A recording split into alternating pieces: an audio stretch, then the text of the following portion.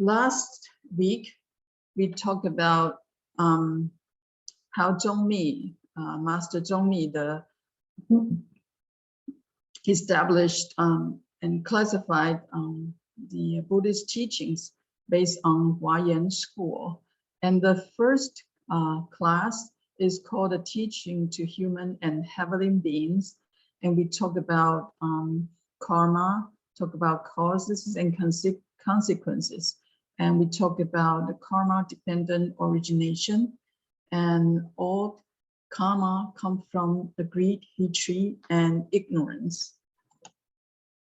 And the next is when Zhongmi tried to proceed to the second class, the question he proposed is, yeah, we have greed, hatred, and ignorance.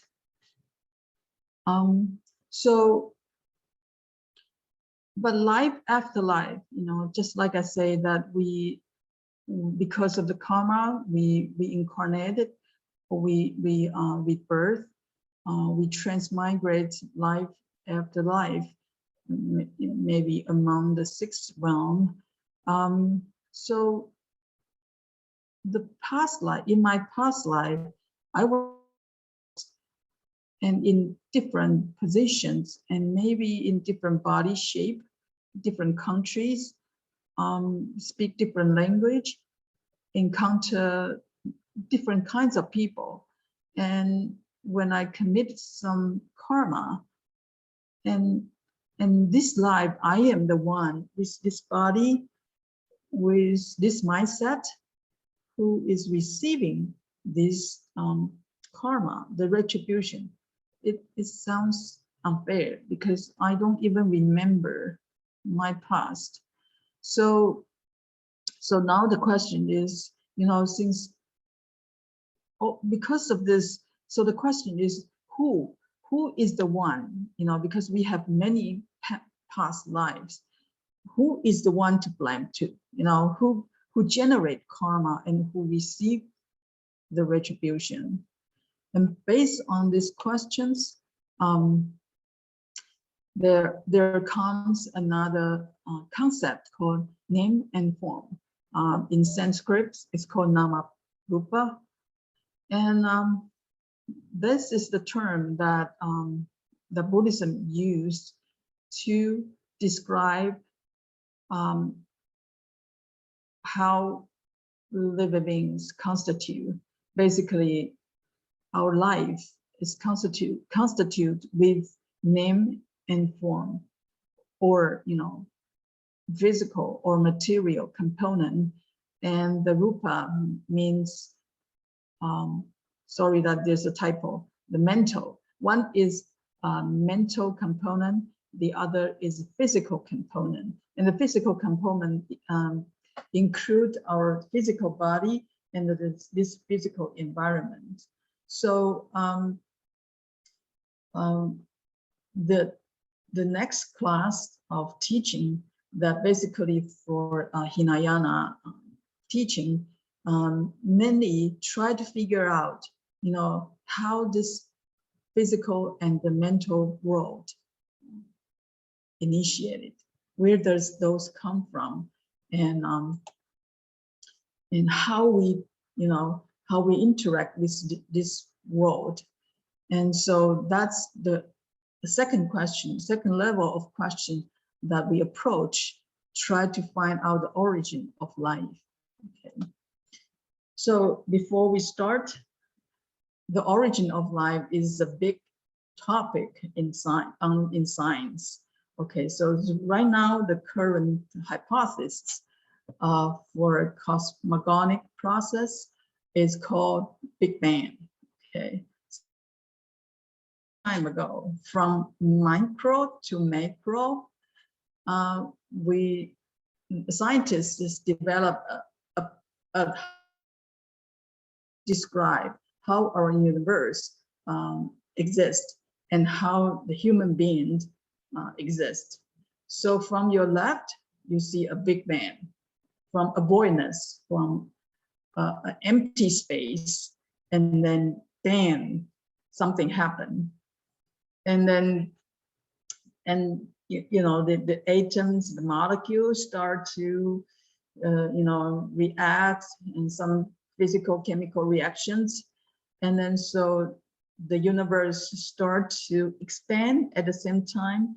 The molecule aggregates, and then from small to bigger and bigger, you know, and then to a galaxy here, okay, Milky Way. And then the satellite or the planet. And here we go to the right side, you can see that in the solar systems that there is a Earth, you know, Venus and Mars and etc. And then on Earth, there is a human here that finally, you know, exists. And so the very famous saying is, I think, therefore I am. So there is an intelligent human here on Earth. Okay, so that's a very quick way to describe the modern hypothesis for how things exist right now. And so, of course, the scientist is trying to modify or improve this hypothesis. But what we care more about is like human on Earth. Are we the only one, you know, in the whole huge universe? Okay. Is there any other universe exist? Okay, so this is basically a timeline. And you know, see, for us, nobody live over 120, for example. Most people die before 100 years old. But this Big Bang to the exist of the human being, you know, 13.7 billion years ago, Big Bang. And through many 3.5 billion years ago that the Earth, you know, formulated. And how about life on Earth? Okay, another theory for life evolution, the life evolution on Earth. Okay, there's you know, I pull out some of the scientific background here. Here, like, you know, just so you know that how complicated and how long it takes for scientists to propose an idea that how human beings exist on Earth. And so from, you know, universal ancestor, there's a phylogenetic tree, and, you know, like you bacteria, you know, planets and fungi, and finally to animals, and animals to take a long way to monkey, and then all the way take like millions years for us to develop from ape-like ancestor to become a human body and intelligence we are having right now. So it, you know, for scientists, how this universe exists and how human beings exist, or animal, you know, that intelligence exists on Earth, it takes us very long time, and so from you can see that the origin, nobody, you know, how the intelligence come to, nobody talk about it, you know, just like, you know, chemicals and molecules, and you know, cells, single cells, multiple cells, and all talk about the physical and chemical phenomena. But how the intelligence, how the awareness, how the consciousness come to the living beings, the scientists cannot propose a good idea right now. And but in China, there is a faith system called Taoism, and Tao cosmology has a very well-established process to describe how this world exists, and so does human. So from the figure, you can see that again, from avoidance, unknown, we call it wuji, okay? And through the primordial pneuma, and then something finally initiated, and then gradually developed to yin and yang, and then to, from 1 to 2, yin and yang, and then to 3, the sun, the extreme yang and extreme yin, and also the mix of yin and yang, and then go to the 5 elements. And so that's where the heaven developed. And then when it goes to the 5 elements, it finally developed the earth, okay, the earth. So then when there is a heaven and there is earth, and then humans finally exist between earth and heaven. And then so through the 5 elements, and gradually all the animals, all the living beings, exist on earth. Okay, that's the Tao cosmology describe. It looks similar, but more detailed from compared to the scientific point of view. But how about Buddhism? Okay, as you know from the previous talk, I mentioned that in this, the so-called where ordinary people, where living beings will exist, is not just on earth as a human. Okay, so in the desire, we call it 3 realms and 9 grounds. So in the desire realm, human is one of them, and there are like six of them, 6 categories in the desire realm, and also there are heaven as well in the desire realm. And for the form realm, there are 4 dhyana states, and then in formless realm there are another 4 grounds. So basically, if we are not liberated, we will exist among these 3 realms and 9 grounds. And how what kind of environment that we will have for each levels of being, and what kind of body we would have to perceive this environment. Since Buddhism proposed this existence, the universe, the framework of this universe, Buddhism need to explain, how we exist in this environment. So, okay, I try to find, it's very hard, but I try to find a figure that I can better explain. It's very complicated. It's very huge scale. So as you can see from your left side, this is basically a desire realm from the purple below, okay? And when you, so from the purple part, you can see that, we are here in the what is that? In the coin kinds of space, and we are one of the planet here in the ocean of planet. And then there is Mara Mountain, okay, and on top of the Mara Mountain there is called the heaven, but there is 9 heavens, 33 heavens, sorry, 33 heavens there. And so and on top of below the this Mary Mountain, there are hell. There are 8 levels of health needs. And then on top of the desire heaven, there are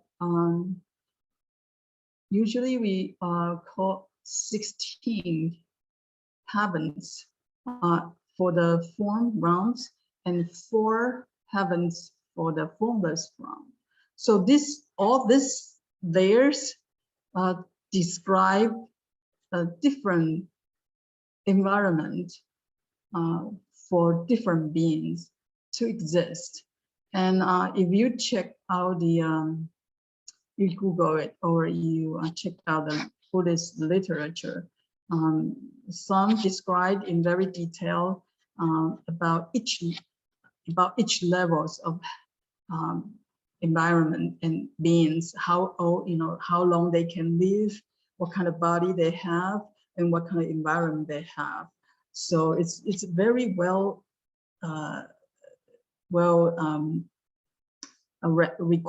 records that in Buddhist literature. Just so you know that Buddhism is not like, just say it, they describe it, okay? And so I would specifically point out the purple part is called Mary Mountain, and this there are on the foundation there is an ocean. We are in the south part of the ocean, and what exactly I want to point out is below the Mary Mountain there are layers. So that's the Buddhists describe the cosmogonic process to start from. And so again, it also starts from the space, the empty space, the voidness. And then there is a wing start, okay? So wing start, and then water, the wind elements, water elements, gold elements, and earth elements, and fire elements. So the initiation of the universe, the world, I shouldn't call it universe, the world, this world here is very similar to Taoism, but the difference is that first is the scope of the universe, and secondly is the universe, the formation of the universe. It is cyclically repeating in Buddhist theory, but Taoism only described once, from the voidness and then to yin yang, and then and human exists forever, but it's not in Buddhism. So how big the universe is in the Buddhist point of view? See, I just described in the previous, right? This is called small world on your left hand side, from the hell all the way to the 4 heavens of formless realm, and this is called a small world. And this is small world is the desire form that plus 3. Oh, sorry, the three. A small world means the definition for a small world is the desire realm. Okay, so the up to the top here, on your right, that's called the desire realm, plus 3 heavens in the first dhyana. Okay, so that's a small world. And this small world, I checked out from the many masters Dharma talk, and found that this small world oftenly is interpreted as a galaxy, for example, the Milky Galaxy. So I pull out to some figures of Milky Way Galaxy, and the shape, it really looks like what described in Buddhism. Okay, so we are in the South Ocean of the under Mary Mountain, and then so you can see that the Milky Way, you know, the shape, and then we are, you know, one of the planets, and from different angle you can see that, you know, it's pop out from the center. And this you can even see, you know, I found out from the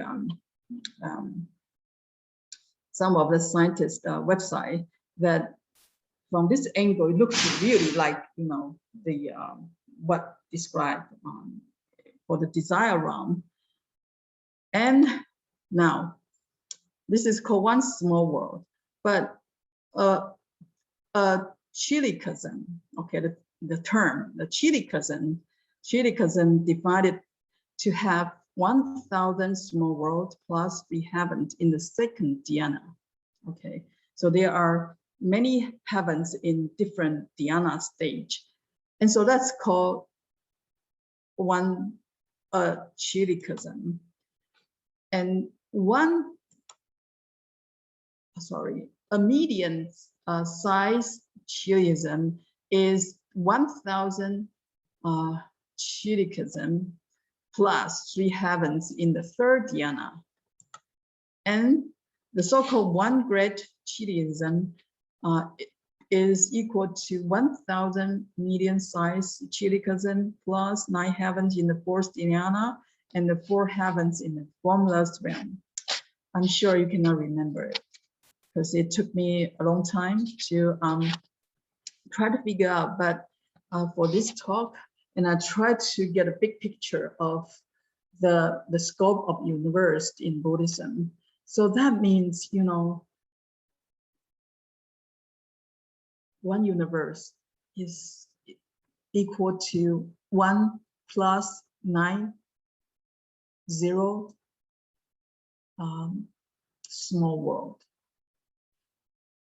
And one small world has a 1 Mary Mountain.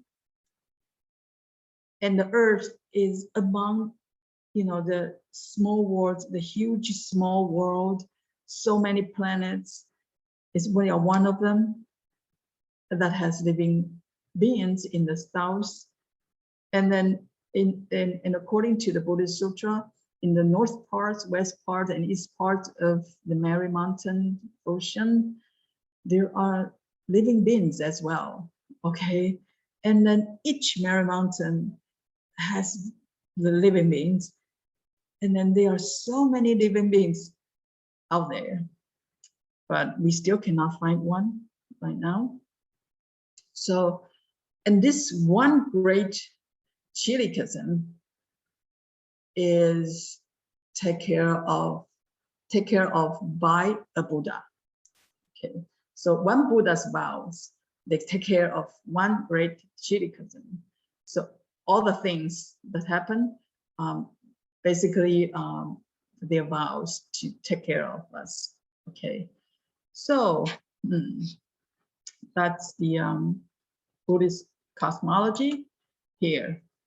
But then I talk about the environment. And where does the human being come from? Okay, here.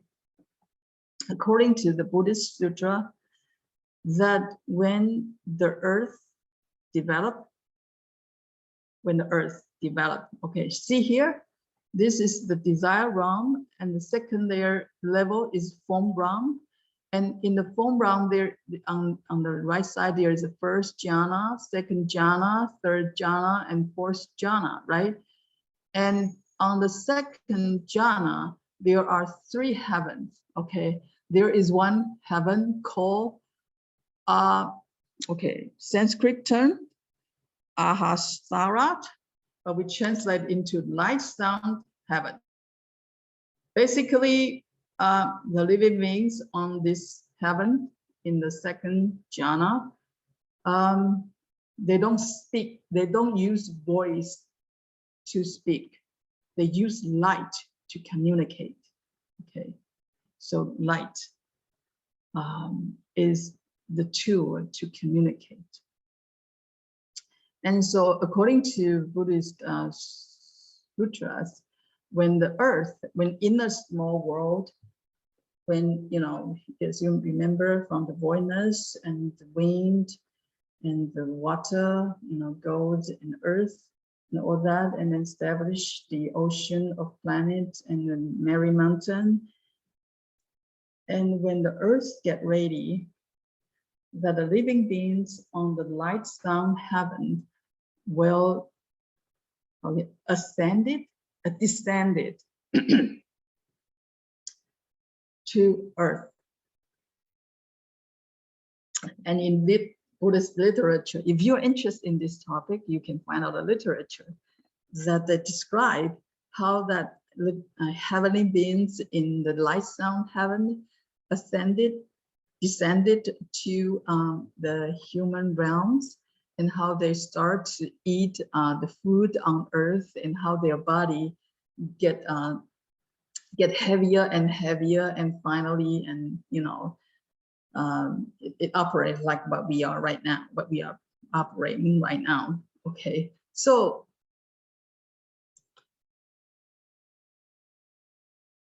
this is, you know, the original from the chilicasm, you know, among the so many small world, there is a chilicasm that in the second, in the heaven, the second, in the third heavens of the second jhana, the living beings descended down to one of the small world. So they can basically ascend it to 1,000 different small world, and there are Earth-like planet that accommodate human beings. Okay, so that's the story of the Buddhism cosmogony process. And what's special is from what I described from the beginning and to what we are right now. And then the earth, it takes a very long time, okay? And the small worlds will start to perishing and finally dismiss and become an empty space again. The problem is, for Buddhist point of view, this cycle will keep repeating. Okay, so what the scientists and Taoism cannot explain is, you know, at first they don't have the idea of, you know, what if the universe dismissed, and Buddhism proposed that it will come repeating the initiation again. But how about human beings? You know, what if this earth got destroyed, you know, burned out or something? All of people, all of the living beings died on earth. So where are we going to? You know, and in the previous talk, we talked about karma-dependent origination. We talk about we have karma, so that's why we, you know, in 6th round we come back again and again and again. But what if the world does not exist? You see the small world disappear. Where are we going to? You know, and then and what we will become. And so and when this world keep repeating this cycle of initiation and dismiss, you know, how will we explain you know, how we exist? Okay, so but before we get to that part, and the Hinayana people think that, you know, the most important thing is we need to know what our karma comes from and how to stop it so we don't trap into the delusion and suffering no more. Okay, so now, so the Hinayana teachings emphasize the Four Noble Truths. Okay, the Four Noble Truths is the foundation for all the Buddhist teaching. Okay, all the Buddhist teaching developed from the Four Noble Truths. Okay, okay. This figure I pull out from the website. Okay, and I'm not trying to explain all, because basically from Four Noble Truths, you can see all the Buddhist teaching here. And this is a very important teaching for Hinayana tradition. Okay, and what I'm trying to point out is things that mark, box in red, is you see on top suffering, the cause of suffering called origin, and the path and the cessation of suffering, right? And three of them, the most important things that we need to understand. We need to know that we have different kinds of suffering, but most important things that we need to understand is what is the origin, and find a way to stop it. Okay, so we don't need to stop individual suffering. We stop the origin of suffering, the cause of suffering. So, but that's the core teaching for Hinayana school. Okay, so what is the so-called origin? Okay, here in the figure, it indicates that the attachment, greed. The second is aversion, hatred. The third is delusion, ignorance. Three of them called three poisons, or three rooted affliction, klesha. Okay, so this is the cause of suffering, the origin of suffering. And where does this origin come from? From this figure, 5 aggregates. Okay, and through the 5 aggregates, from hopefully you can see it: form, perception, feeling, formation, and consciousness. Basically, 5 aggregates described the material and the mental components of living beings. And these are the cause of the origin of suffering. And this origin of suffering get into the 12 dependent origination. So that it keeps cycling and keep accumulating. Okay, so 5 skandhas. Okay, now Hinayana teaching. Okay, Four Noble Truths. On earth, as a humans, we have suffering, and the origin is hatred, greed, hatred, and ignorance. And now we, trace back to even further. The origin of the cause of suffering is 5 skandhas, and the 5 skandhas, again, form, sensation, perception, mental formation, and consciousness. And I'm not going to, will be a separate topics here, but I'm trying to point out that, we learned, and actually it's Zongmi tried to help us. We learned 4 Noble Truths. We study 12 dependent origination. We study 5 skandha. We study all kinds of different concepts in Buddhism. But where does that concept fit in to the whole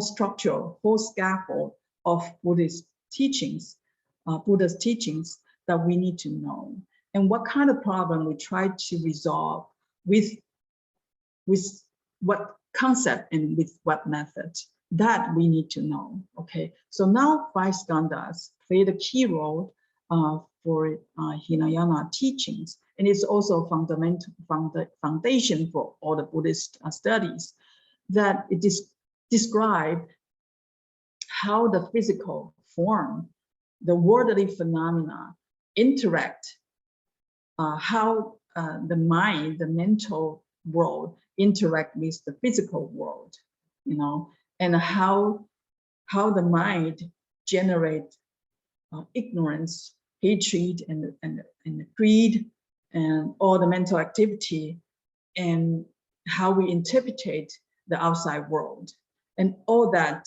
we build up what we are right now. Okay, so the 5 skandhas. Now, I would like to point out, from my last talk, I point out the so-called karma-dependent origination. Now, for the Hinayana traditions, it's called sensory-dependent origination. Okay, I cannot find a better word for, you know, so I write down the Chinese, 受用缘起.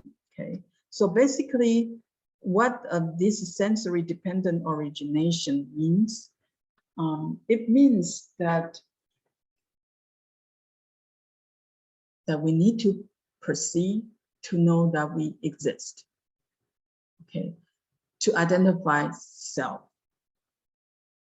And how we perceive, how we can perceive, there is a perceiver and what can be perceived, right?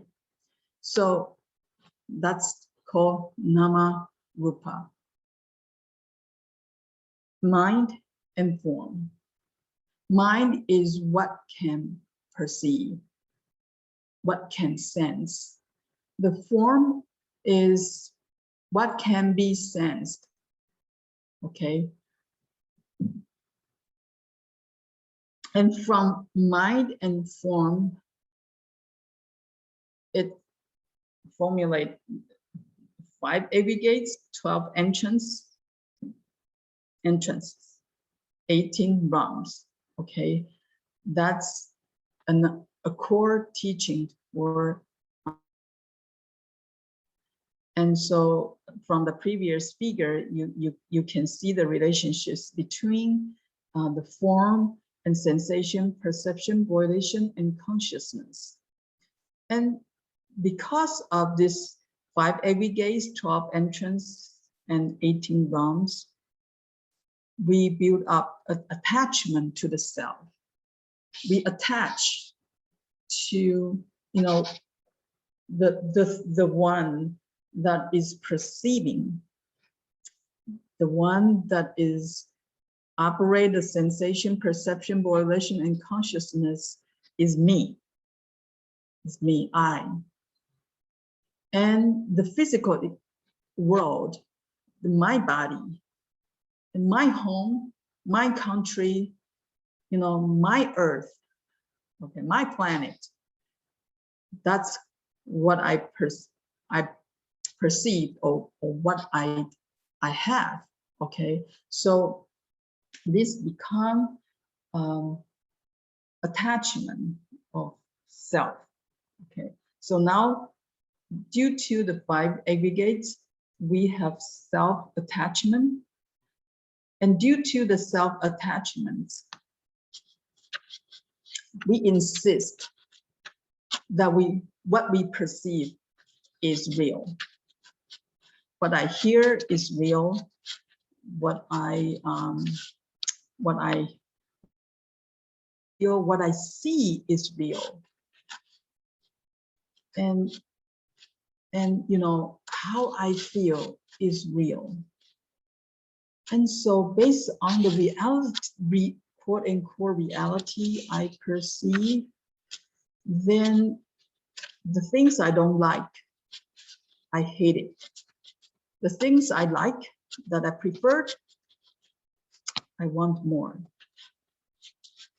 And then we dilute it in this hatred and greedy mentality and the pursuing that we get lost.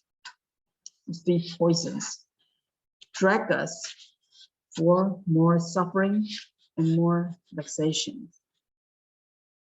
And more suffering and more vexations drive us for more wrongdoings, wrong speech, and wrong thinking. And then we accumulate more karma. Okay, now go to the previous karma. Okay, so here from the 5 skandhas, it's connected to 12 links of dependent origination again. But now the ignorance comes from self-attachment, the attachment to the idea of self. It's in us all the time. So that's why all the master, you can hear that the very fundamental ignorance that we have is that we need to perceive in order to know that we exist. If people tell you that, no self, the Buddhism talk about no self, and then you say, oh, I have no mind, no body, and then I don't exist.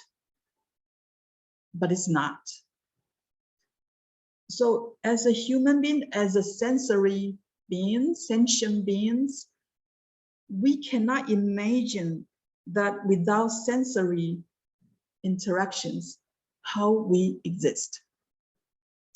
That's our fundamental ignorance, self-attachment. We need to perceive to know that self exists. And this, go to volition formation. And right now in the Theravada tradition or in the Hinayana traditions, the consciousness means the 6 consciousness that we discriminate, and we start to grab the name and form. And then so in mother that we develop, from zygotes to embryos to the body, the baby, we have 6 entries. Eyes, ears, nose, tongue in the body.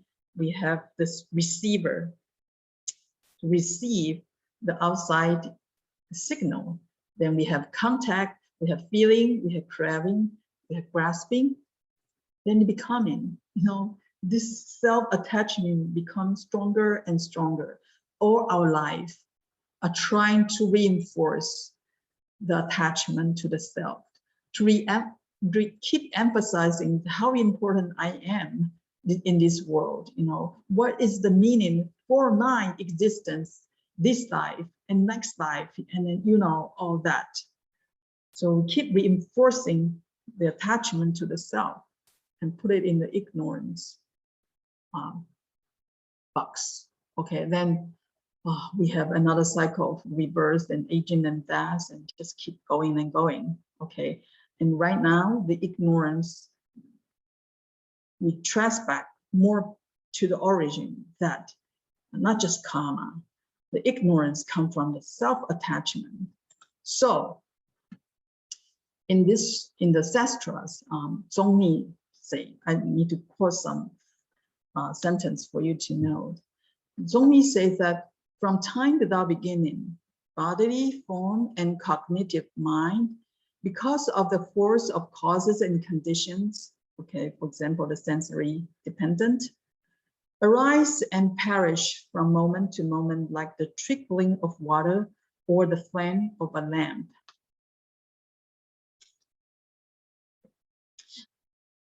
The body and mind comes together contingently, seem to be one and seem to be permanent. Unenlightened, ignorant beings cling to them as a self. Okay. If you look at of your photo, right, from your baby to now, when you take out all your photos, you line up. This is me and me and me and me and me and me. But is it your body? You are this small and now you are this tall. You are so small and you are big. You're thin, you're fat, and it looks younger, you look old, your face, your wrinkles. If you compare each photo, your body shapes are different. And if you remember what happened when you take this photo? Your mindsets are different. So each one you claim to be you, I claim to be me, actually is transient. It's impermanent combination of body and mind. But we will keep saying this, right? Even we die, we still claim that body is mine and will not let go. Okay, so because the value of this self, the last sentence, they give rise to the three poisons which initiate thoughts to activate body and speech and generate all karma. Okay, that's Zhongmi's conclusion for Hinayana teaching and the understanding of life, and then later on derived from the practice. The Hinayana practice is first that we need to know what is suffering. We need to ask ourselves, on whose account does one crave, get angry, kill, and steal? On whose account does one give alms and keep the precepts? We do bad things, we do good things. Who that person is, okay?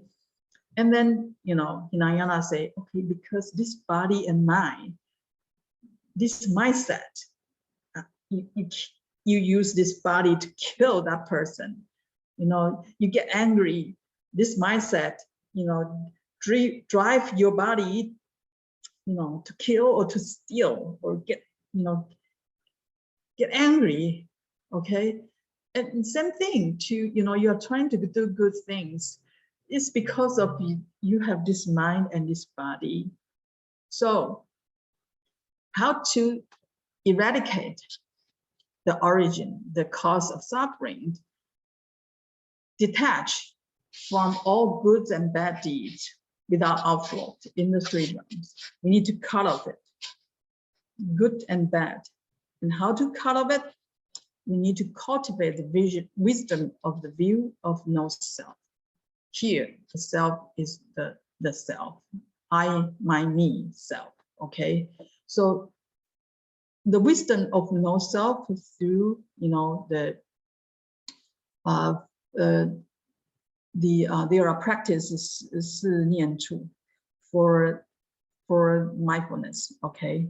And then we can attain the cessation, the four mindfulness of the mind that help us to cultivate the wisdom of the view of no self.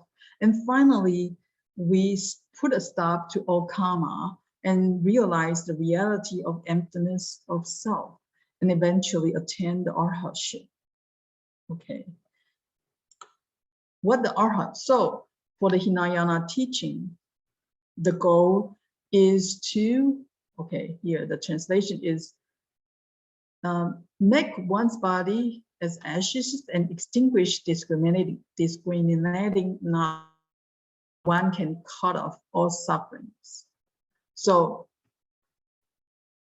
basically arhat is that I stop the causes and conditions for my body and mind to exist. Then I cut off all the suffering, okay? So the origin, the namarupa, and greed, hatred, and ignorance constitute the origin of the body of sense and the receptacle world. That's cut it off. No karma anymore, no suffering anymore, no vexation anymore. Namarupa, samsara, namarupa, samsara, trap it, and let's get out of it.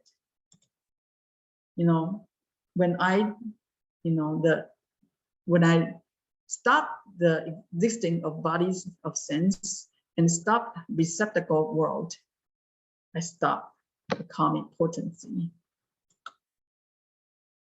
And through the practice, there are different levels of arhatship. The first, the lower level, is called stream enterer. Basically, they cut off the wrong view of the self. Okay, and then the wrong view of the self, and then they only exist on top of the sixth realm, the desire realm, which are Ashura, human, and heaven. So they just exist among there and keep practicing until they go to the highest arhatship. Okay, so that's the first level. The second level called once returner. They cut off the view, and also they cut off the thinking of self. Okay, they only back to this the heaven and human realm once, and then they go to the arhatship, and they go up. Okay, they won't not come back to this desire realm. Only once come back to the desire realm. And the third level is called non-returner. They cut off the affliction of view and thinking, and then they'll never come back. They never come back and never exist in the desire realm, and until they go to out of the three realms and attain arhatship, and then the highest called arhatship. They basically cut off all the wrong view, all the vexations, and of the three realms of desire, form, and formless. That's called the liberation of arhat in Hinayana tradition. Okay, but so for Hinayana class, Hinayana teaching, their focus is to cut off delusion and suffering, and their status is they find out that the problem is attachment to the self. Okay, but here comes the questions.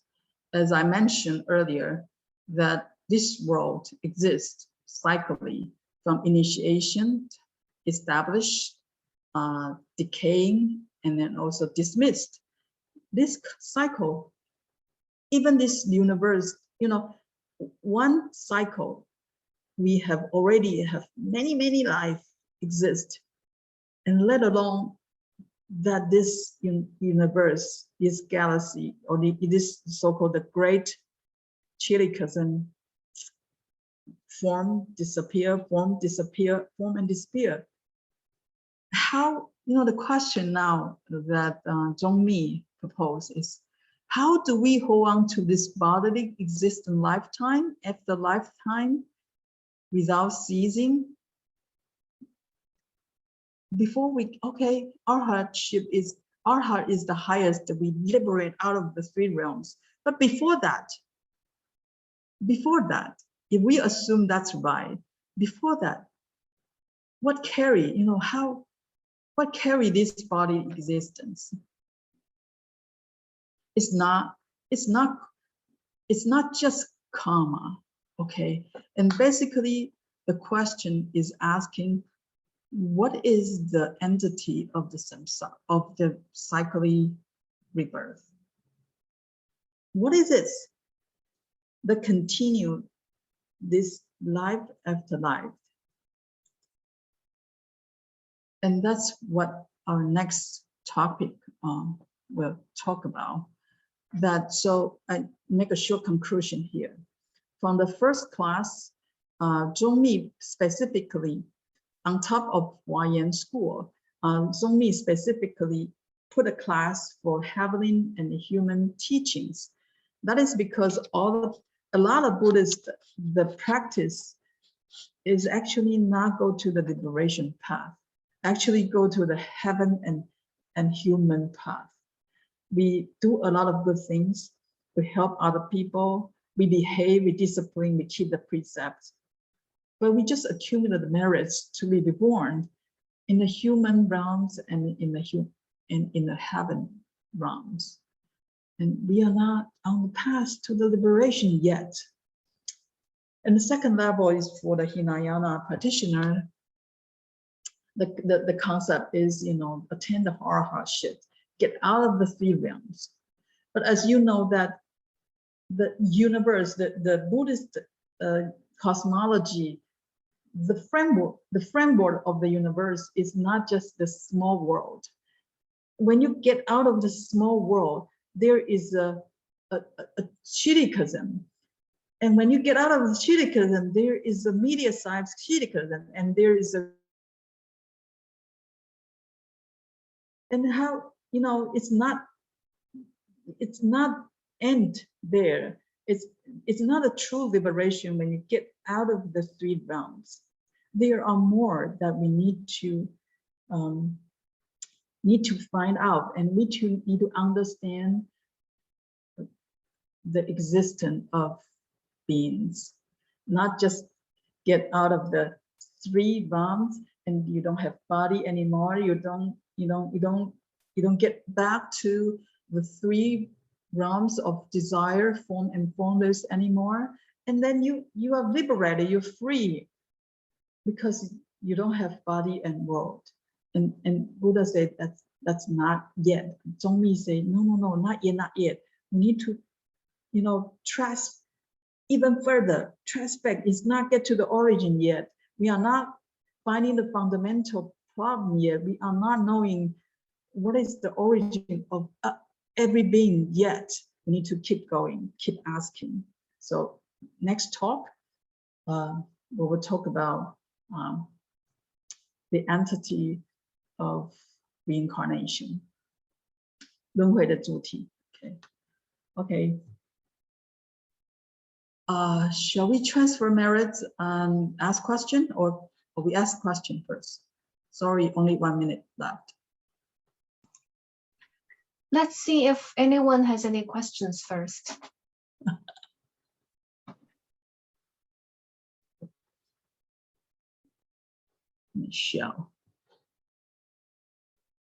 Michelle.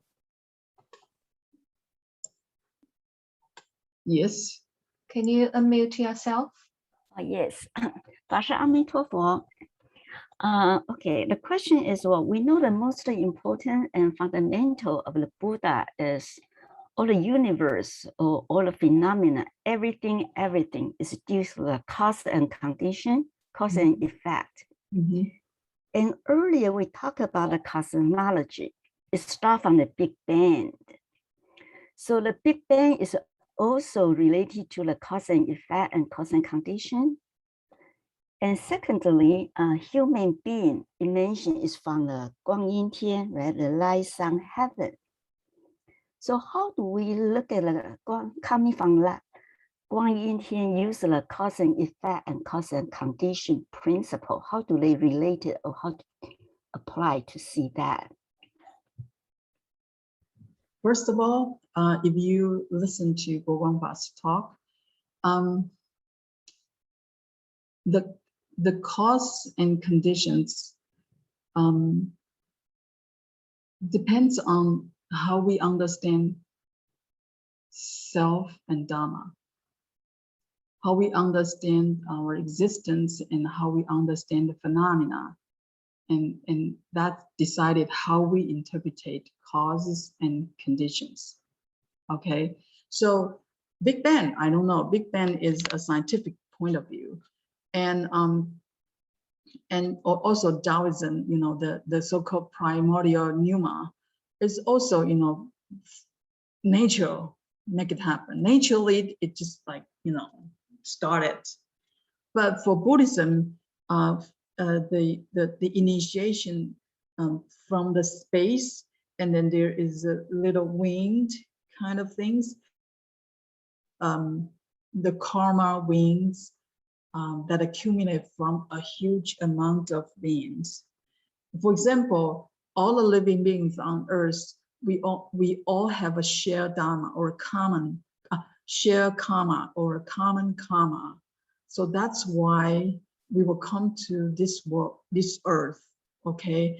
And then from the path, you know, maybe the first group of beings from the lights down heaven, they come to earth because they have the affinity to the earth, to the lives and group of people, lives after lives, until this earth dismissed.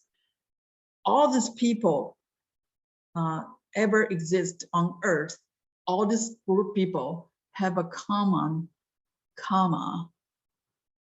So that make this earth exist.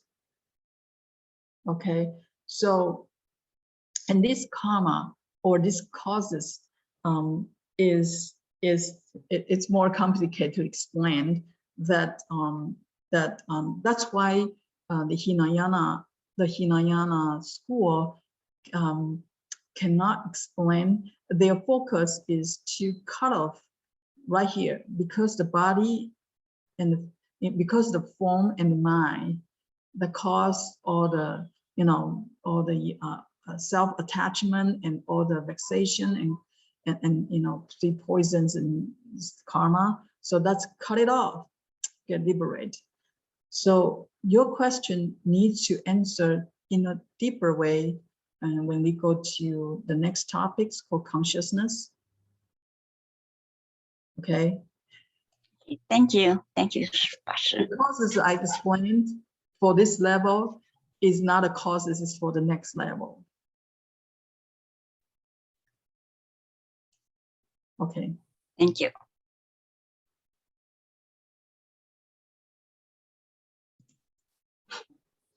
Anyone else? Rong Chen. Yeah, Fashi Amitofo. Yes. Yes, my question is, it seems to me still your explanation seems to be still as object and subject because of human creation, from light and sound. But it's from Chang's point of view, everything is illusory until your liberation is unified with your mind. So can you please explain it? Thank you for your question, because I will invite you for my next 3 talks. So that's why Zhongmi, this question is actually you are at this different levels already. That Zhongmi use different question to different levels of attachment and the Dharma. Yeah, your question is Michelle's question is more like the next consciousness Yogacara level, and your question is more like the emptiness, the fourth level, the fourth class of Zhongmi's the topics, and finally the Buddha nature, and the Huayan scope will be answered by the 5th levels called Buddha nature. So I will answer you can find your answer on maybe the next talk or the 4th talk about emptiness. Okay, thank you, Fashi. Thank you.